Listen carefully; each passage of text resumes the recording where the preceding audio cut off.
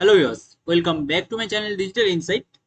তো ডিজিটাল ইনসাইটে সবাইকে welcome. First of all আপনারা আজকের এই ভিডিও টপিকটা কি সেটা টাইটেল এন্ড থাম্বনেল দেখে বুঝতে পেরেছেন আশা করছি। তো একদম ঠিক প্ল্যাটফর্মেই এসেছেন আপনারা, ঠিক চ্যানেলের মধ্যে দিয়ে। অনেক চ্যানেলের মধ্যে দেখেছি আমরা এই ভিডিওর উপর প্রপারলি ভিডিও পাইনি, তবে আপনাদের দেখাবো কিভাবে ডেটাটাকে ব্যাকআপে রাখতে হয়, ডেটাটাকে কিভাবে আপনারা অনেক সবাই শুনে থাকেন যে ডেটা কিভাবে অফিসের ডেটা কিভাবে ব্যাকআপে রাখতে হয়, যারা অফিসিয়ালি কাজ করেন এবং ইভেন যারা কোম্পানি কোনো পার্টিকুলার সেক্টরে কাজ করে থাকেন তাদেরকে কি করতে হয়, ব্যাকআপে ডেটাটা রাখতে হয়। ব্যাকআপের ডেটা মানে কি, ডেটাটাকে আপনাকে সেফটি ওয়াইজ রাখতে হয়। মানে কি, যে ডেটাটার উপর আপনি কাজ করছেন, সাপোজ যে কোনো ডেটার উপর আপনি কাজ করছেন, সেই ডেটাটাকে আপনাকে কি করতে হয়, সেই ডেটাটাকে আপনাকে যাতে না ডেটাটা আমার কাছ দিয়ে হারিয়ে যায়, বা ধরো বলতে পারেন যাতে না ডেটাটা আমার কাছ দিয়ে মিস হয়ে যায়। এই যে দেখতে পাচ্ছেন আমার কাছে ডেটা আছে, এই ডেটাটা যাতে না একটা টাইম পরে গিয়ে আমার কাছে ভাইরাস একটা অ্যাটাক করে কম্পিউটারের মধ্যে বা ল্যাপটপে হোক ভাইরাস অ্যাটাক করে আমার পুরো ফাইল ক্র্যাক যাতে না হয়ে যায়,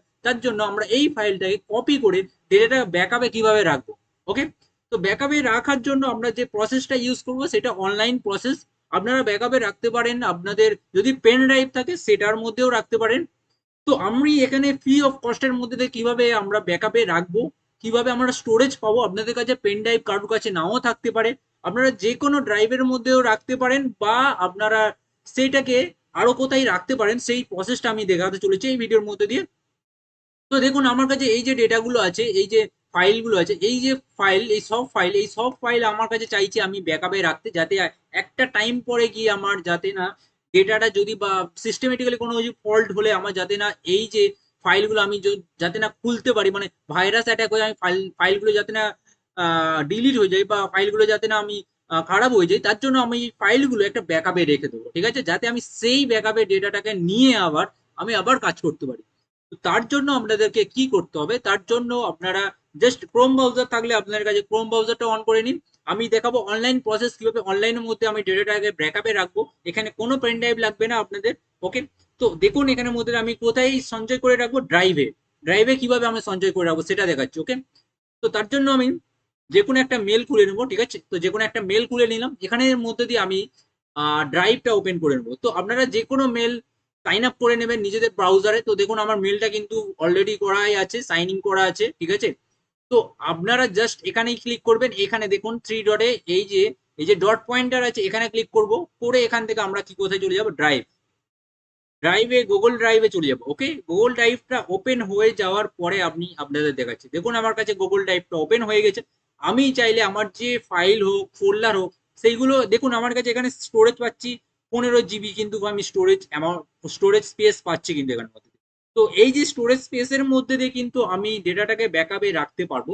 তো তার জন্য আমি দেখাবো আপনাদেরকে ফার্স্ট ওভার কিভাবে ড্রাইভের মধ্যে দিয়ে ফাইল আর ফোল্ডার গুলোকে আপলোড করে রাখতে হয়, ঠিক আছে। তো দেখুন কিভাবে আমি ফাইল আর ফোল্ডার আপলোড করব, তার জন্য আমরা দুটো প্রসেস দেখাবো। আপনারা এখান থেকে মাই ড্রাইভ থেকে দেখুন নিউ ফোল্ডার তৈরি করতে পারেন, ফাইল আপলোড করতে পারেন, ফোল্ডারও আপলোড করতে পারেন।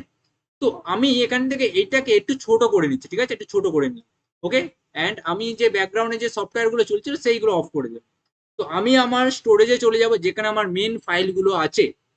তো আমার মেন ফাইল আছে ডি ড্রাইভে।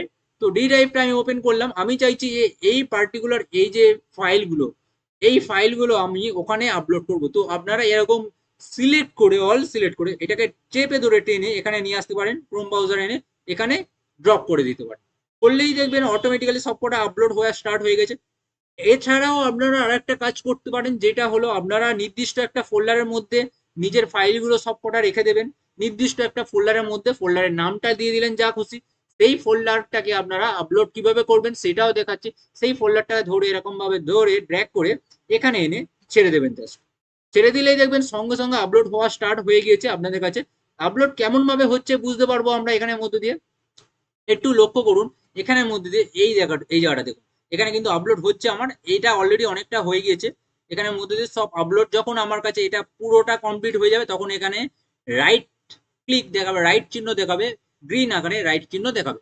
তো আমি ড্র্যাগ করে কিভাবে এখানে আপলোড করতে হয়, ব্যাকআপে আমি ফাইলটা রেখে দিলাম, ফাইলটা আমার কাছে সাপোর্টেড থাকলো, ব্যাকগ্রাউন্ডে থেকে গেল আমার কাছে, যাতে আমার ফাইলের মধ্যে যদি আমার সিস্টেমের খারাপ হয়ে যায় তাহলে আমি জিমেল যে কোনো সিস্টেমে লগ ইন করে আমি জাস্ট ড্রাইভটা ওপেন করে নেবো, আবার ফাইলগুলো রিকভারি করতে পারবো আমরা এরকম ভাবে। এছাড়া দেখুন আবার কিভাবে আপলোড করবো, এখান থেকে যান, ফাইল থাকলে ফাইলে ক্লিক করুন, ফাইল আপলোডে। এখান থেকে যে আপনারা যে কোনো ফাইল আপনারা আপলোড করে দিতে পারেন, যে কোনো ফাইল অ্যান্ড ফোল্ডার। তো যে কোনো ফাইল, সেই ফাইলটাকে সিলেক্ট করবেন, করে জাস্ট ক্লিক করে দিলেই সঙ্গে সঙ্গে সেখানে আপলোড হওয়া স্টার্ট করবে। যদি ফোল্ডার থাকে তাহলে আপনারা ফোল্ডার আপলোডে ক্লিক করবেন, করে যে কোনো ফোল্ডার, ঠিক আছে, আপনারা আপলোড করে দিতে পারেন। ওকে, তো এরকম ভাবে আপনারা ফোল্ডার এন্ড ফাইলগুলো আপলোড করতে পারেন এন্ড ব্যাকআপে রাখতে পারেন। তো আশা করছি আপনাদের কাছে এই ভিডিওটুকুর মধ্যে দিয়ে কিছু না কিছু আপনারা শিখতে পেরেছেন। যদি ইনফরমেটিভ মনে হয় অবশ্যই লাইক করুন, এন্ড চ্যানেলে নতুন থাকলে অবশ্যই সাবস্ক্রাইব করতে ভুলবেন না, যাতে না এমন টাইপের আপনাদের কাছ থেকে ভিডিও মিস হয়ে যায়।